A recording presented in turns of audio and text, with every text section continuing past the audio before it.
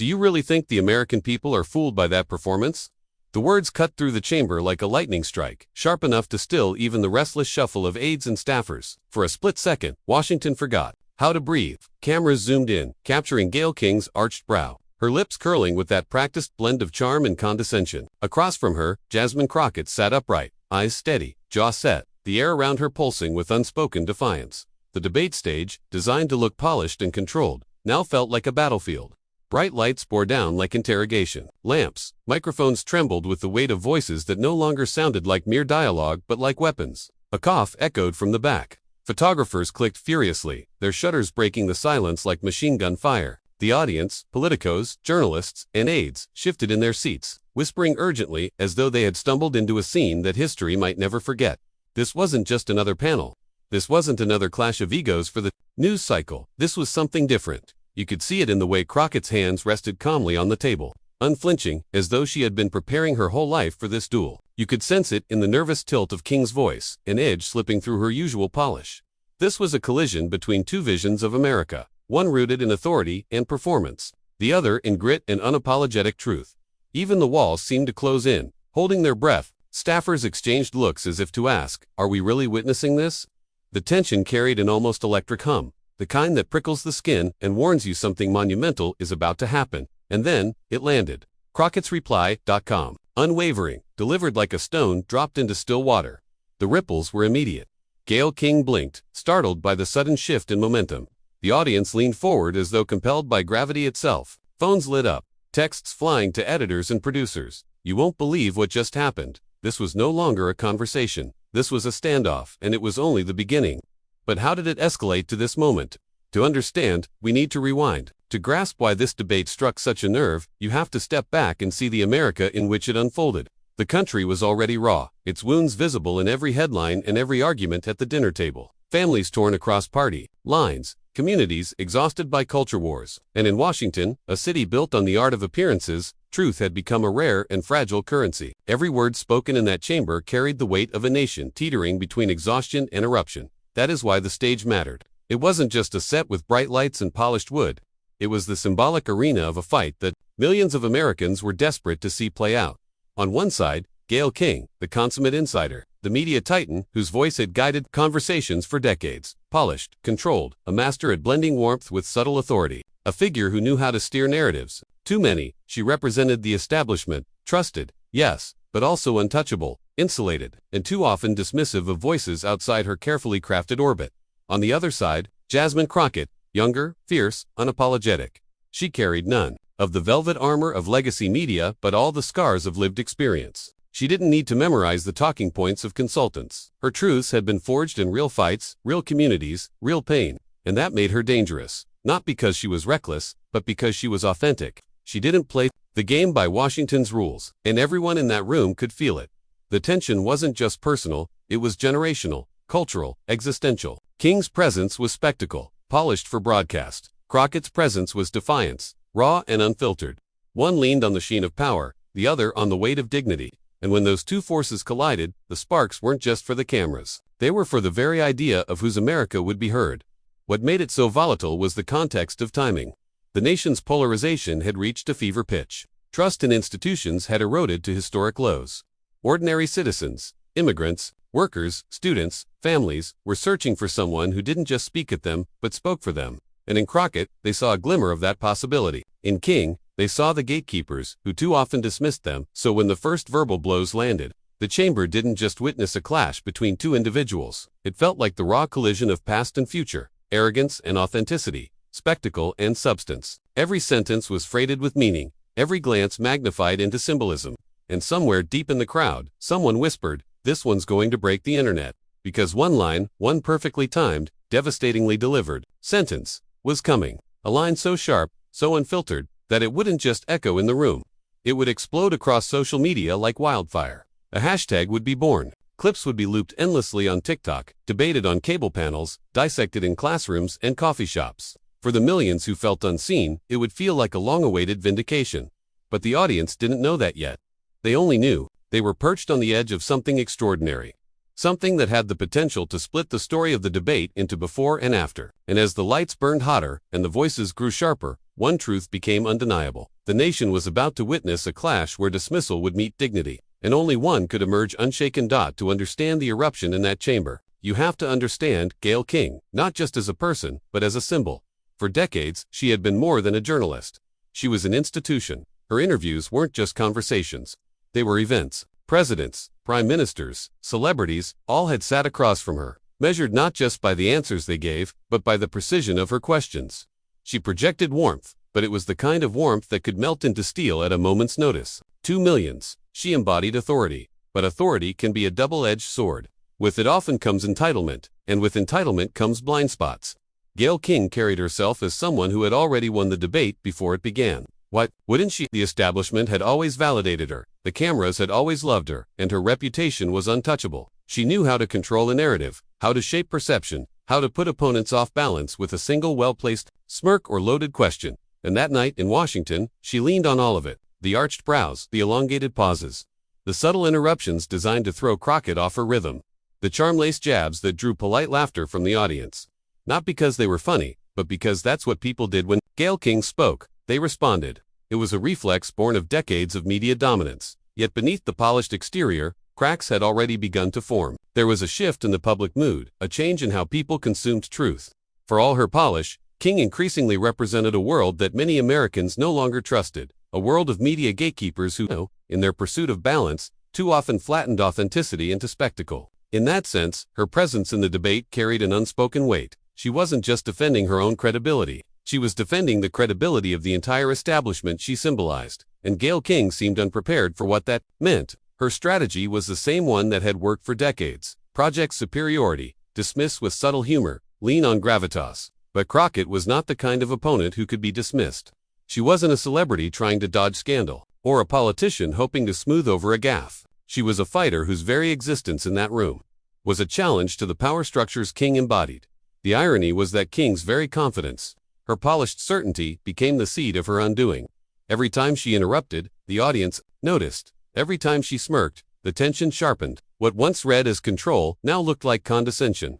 What once drew admiration now sparked irritation. Washington is a place that thrives on spectacle, but the country watching was no longer charmed by the old rituals. They wanted authenticity, and authenticity was standing across from Gayle King, refusing to be shaken. Still, in that opening stretch, King believed she was winning. The applause breaks, the laughter, the nods from allies in the crowd, all reinforced her sense of dominance. She saw Crockett as the newcomer, the untested, the one who could be humbled by the weight of her presence. What she didn't realize was that Crockett was absorbing every slight, every interruption, every dismissive glance, and transforming them into fuel. There's a saying in politics, arrogance blinds. And on that night, Gayle King's arrogance blinded her to the tidal wave forming just beyond her sight. She believed she was writing the script. She didn't realize she was playing the role of the foil, the antagonist in someone else's defining story. The cameras caught it all, the smug half-smiles, the cutting interruptions, the attempts to pivot Crockett into corners. They were the very things that would later be replayed online, not as moments of dominance, but as evidence of dismissal. Clips would circulate not of Crockett struggling under pressure, but of King overreaching. The very traits that had once built her reputation now framed her downfall. And yet, in that room, Gayle King pressed on with full confidence. Believing she had the upper hand, she leaned harder, sharpened her tone, allowed her own frustration to seep through when Crockett refused to break. She didn't know it yet, but she was setting the stage for one of the most devastating counterstrikes Washington had ever seen. Because in underestimating Jasmine Crockett, Gayle King underestimated something much larger, the hunger of a country, tired of spectacle and ready, finally, for a voice that spoke without filters, without fear, without apology. Then that hunger was about to turn the chamber upside down. To understand why Jasmine Crockett's presence on that stage mattered, you have to go back to a life that looked nothing like the glossy studios and marble hallways where her opponent had thrived. Crockett didn't inherit a microphone. She earned one. Her story began far from the insulated comfort of Washington, in neighborhoods where the struggles of ordinary families weren't headlines. They were daily reality.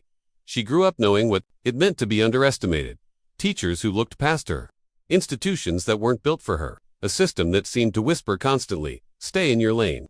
But Jasmine Crockett was never one to shrink into silence. She learned early that dignity wasn't given, it was fought for. Every time she stood up for herself, every time she refused to let someone else write her story, she built the armor she would one day wear into the nation's capital. Before Congress, before the bright lights, Crockett was an attorney, not the kind who cushioned corporate power, but one who fought for those who didn't have voices loud enough to be heard on their own.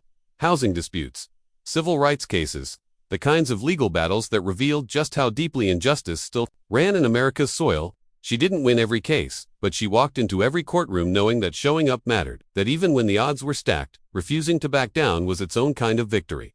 And then came politics, not because she sought it out, but because her community demanded it. Constituents who had watched her battle injustice in court believed she could do the same in government.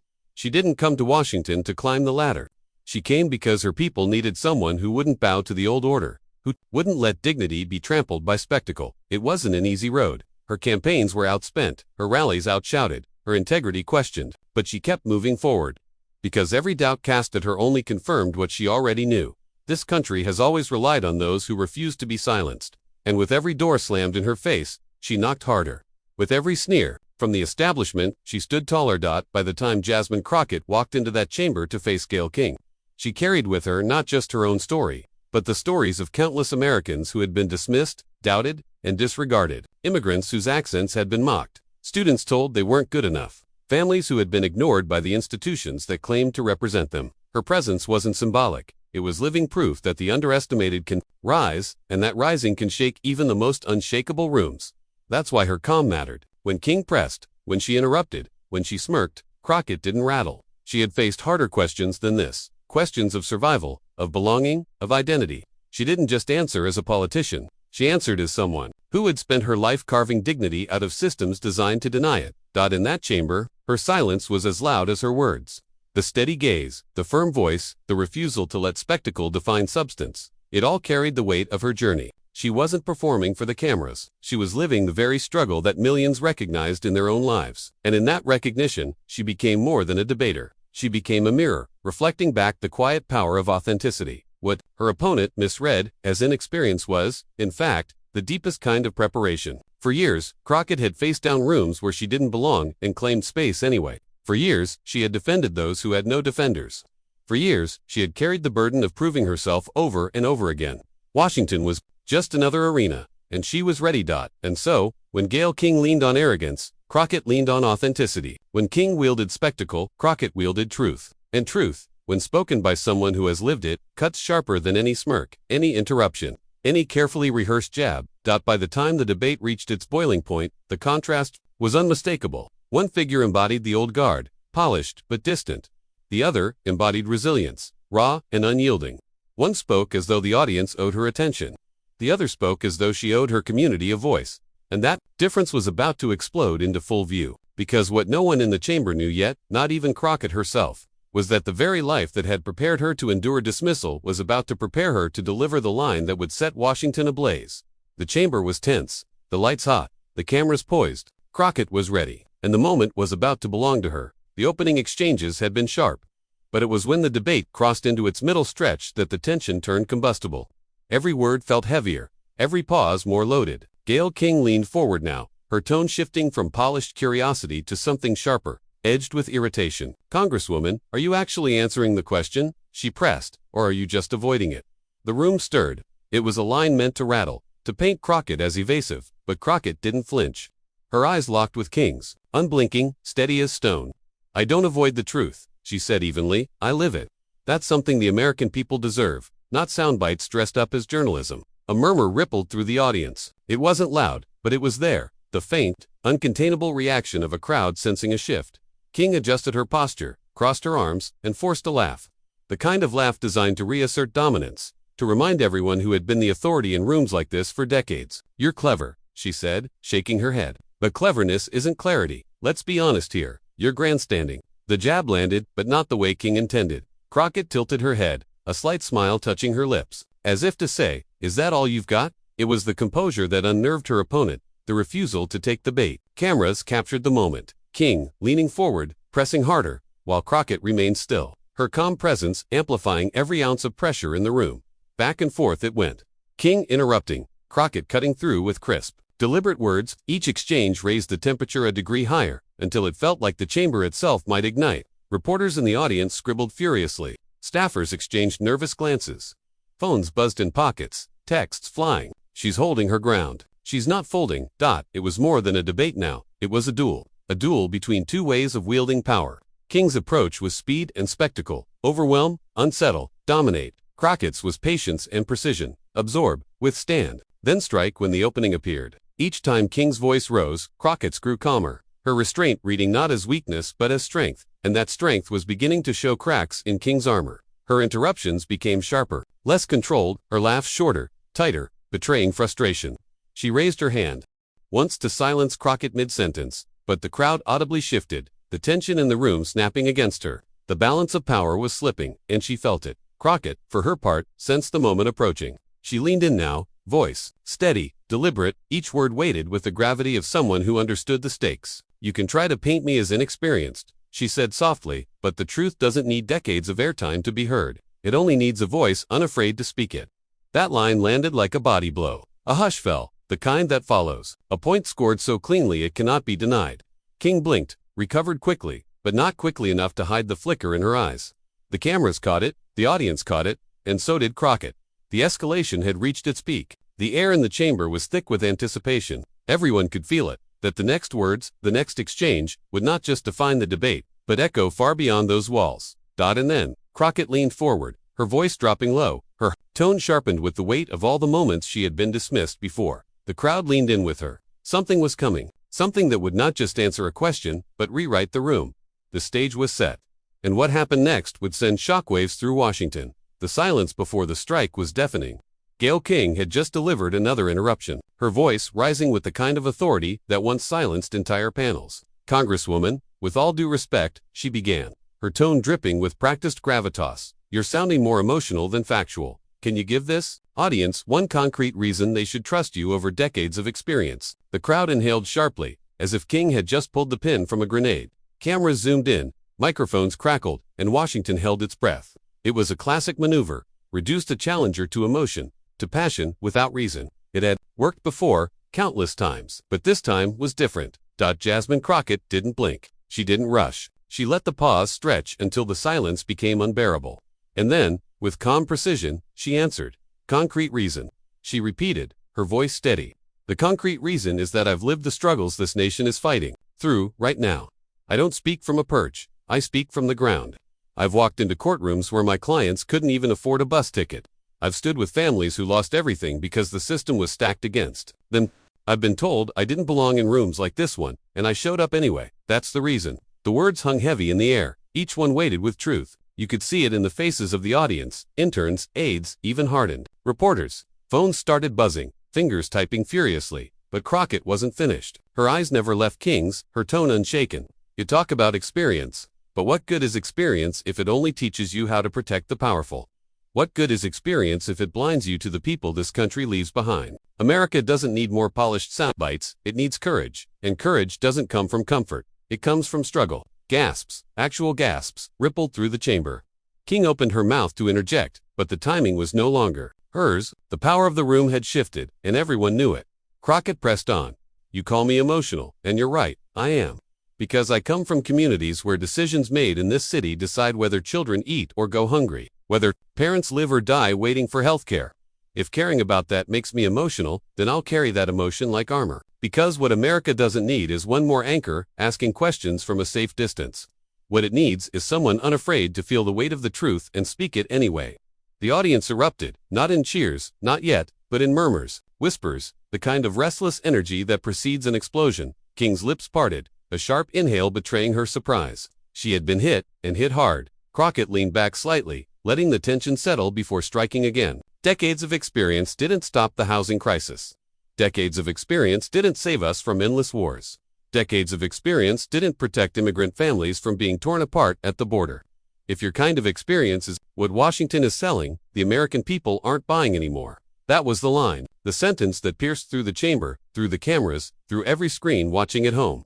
The audience knew it instantly. Staffers' eyes widened. Reporters fumbled for their phones. The electricity in the room was unmistakable. Tried to recover, straightening in her chair, her voice sharp, almost trembling. "Congresswoman, that's unfair," but Crockett cut her off. The only time she raised her voice above the calm cadence she'd carried all night. "No, what's unfair is telling Americans that their pain is just a debate point. What's unfair is pretending to be neutral when neutrality has always favored the powerful. If speaking truth to that makes you uncomfortable, then maybe the problem isn't my passion, it's your detachment. The chamber erupted. Applause broke out, despite attempts to keep order. Aides scrambled to quiet the crowd, but the moment couldn't be contained. Hashtags were already forming. Hashtag passion is truth. Hashtag Crockett counterpunch. Hashtag not buying it. King sat back, her composure shaken. For once, her carefully cultivated poise cracked, just slightly, but enough for the cameras to catch. It was the image that would play on loop for days. Gayle King, the unshakable, visibly rattled by a freshman congresswoman who refused to bow. And still, Crockett wasn't finished. Her voice dropped lower, almost intimate, as if speaking directly to the millions beyond. The cameras, America deserves better than polished dismissals. It deserves leaders who carry the truth in their bones, not on cue cards. That's why I'm here. Not to win an argument, but to remind every person watching that their struggle matters. Their dignity matters. Their voice matters. That's not emotion, that's justice. For a moment, silence reclaimed the room. It was the silence of realization, of history being made in real time. And then the reaction came. A wave of murmurs, applause, even cheers breaking through the stiff formality of Washington decorum. Gayle King tried to smile, but it faltered. The cameras captured it, too. The subtle collapse of confidence, the acknowledgement that the ground beneath her had shifted, and in that moment, it was clear. This wasn't just a debate. It was a reckoning, because what Jasmine Crockett had just done wasn't simply respond to a question, it was deliver a demolition. A demolition of condescension, of arrogance, of the idea that only the polished and the powerful have the right to define America's truth. And as the echoes of her words filled the chamber, one thing was undeniable. Washington had just witnessed a mic drop for the ages. But what happened after, the ripple effects beyond that room, would take the shockwaves to an entirely new level. The chamber emptied slowly that night, but the debate didn't end with the gavel. It was only just beginning. By the time Jasmine Crockett stepped off the stage, the ripple she had unleashed was already spreading like wildfire across the nation. Phones buzzed. Screens lit up. Hashtags climbed at lightning speed. Hashtag Crockett counterpunch. Hashtag passion is truth. Hashtag not buying it. Within minutes, clips of her fiery exchange were trending on X, TikTok, and Instagram Reels. Cable news producers scrambled, shoving papers at anchors, whispering into ear. Suddenly, every network was breaking into their regular programming with the same story. The freshman congresswoman who stood toe-to-toe with one of America's most seasoned broadcasters, and won. The Chiron flashed on loop. Crockett's mic drop heard around Washington. But it wasn't just television. Social media lit up in a way that couldn't be orchestrated. Ordinary people, teachers, nurses, delivery drivers, students, voices too often ignored, were now stitching Crockett's words into their own stories. This is what representation looks like, one user wrote, posting a clip of Crockett declaring that passion was not weakness but armor. Finally, someone is saying what we've been feeling, another added. The clip where she declared, if your kind of experience is what Washington is selling, the American people aren't buying anymore, racked up millions of views in hours. For progressives, it was a lightning rod. Activists praised her as the embodiment of courage. Immigrant communities shared the moment with pride, pointing to her as proof that voices long dismissed could no longer be ignored. Even skeptics admitted it. Something historic had unfolded. Meanwhile, Washington insiders scrambled. The very establishment Crockett had called out went into crisis mode. Some commentators rushed to defend King, calling Crockett's tone disrespectful or overheated. But their defenses felt brittle, disconnected from the raw energy sweeping across the country. Each attempt to downplay her moment only seemed to magnify it. Behind closed doors, strategists huddled. Was this just a viral blip, or the rise of a new force too powerful to contain? The calculation was clear. Crockett had just vaulted from a name on the margins to a household figure. She was no longer a freshman finding her footing. She was the congresswoman who silenced Gayle King on live television. And the pressure mounted. Reporters swarmed her team for interviews. Talk shows sent urgent invitations. Progressive organizations blasted out fundraising emails with Crockett's quotes in bold letters. In coffee shops and living rooms, the debate replayed again and again, dissected like a prize fight. Did you see the way she stared her down?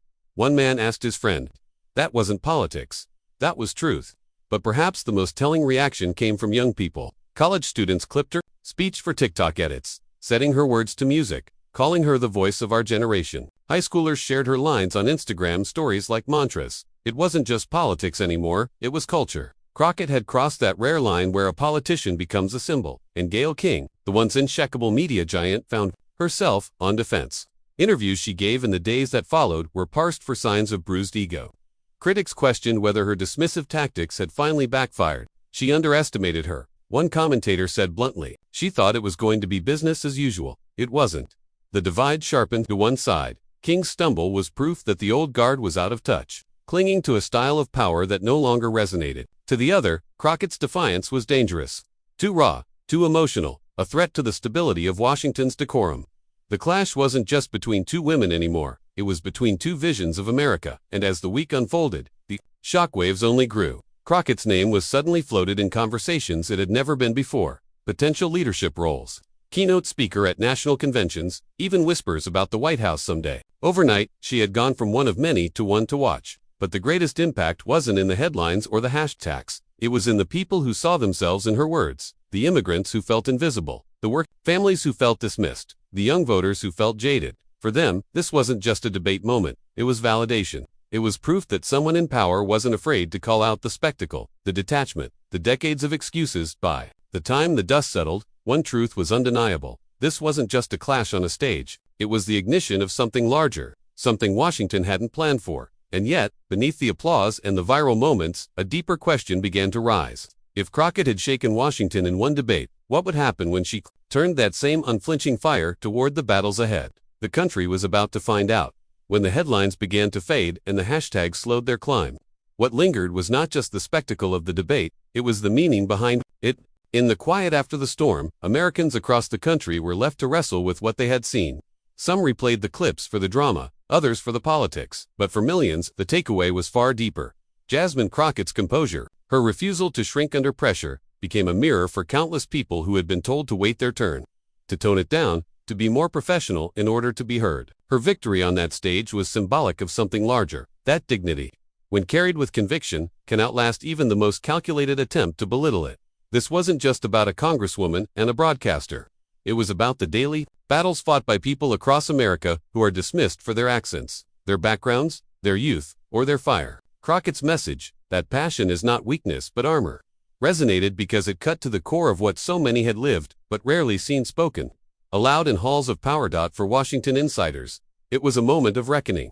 The rules of the old game, the interruptions, the dismissals, the smirks that silenced, had been broken live on camera. And the public response made one thing undeniable. Americans were tired of the sneer, the spectacle, the dismissiveness. They wanted dignity restored to politics, but not the kind of hollow dignity that hides truth behind polite smiles. They wanted dignity that comes from speaking boldly, from refusing to bow to arrogance. And here lay the lesson. Crockett Stan reminded the country that dignity is not soft, it is not passive.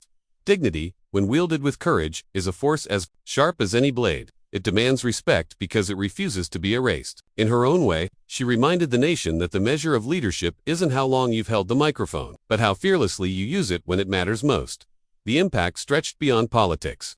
Teachers used clips of her response. In classrooms, asking students to consider what real courage looks like. Parents played her words at the dinner table, telling their children, "See, don't let anyone dismiss you." Faith leaders quoted her lines in sermons about justice and self-worth. Across the country, ordinary people began to see in Crockett's voice a reflection of their own. And yet, the most powerful resonance came in the personal stories shared online. A young immigrant wrote, "When she said we don't need decades of airtime to speak the truth, I felt like she was talking to me." A single mother posted, "Her calm reminded me that I don't need to yell to be strong."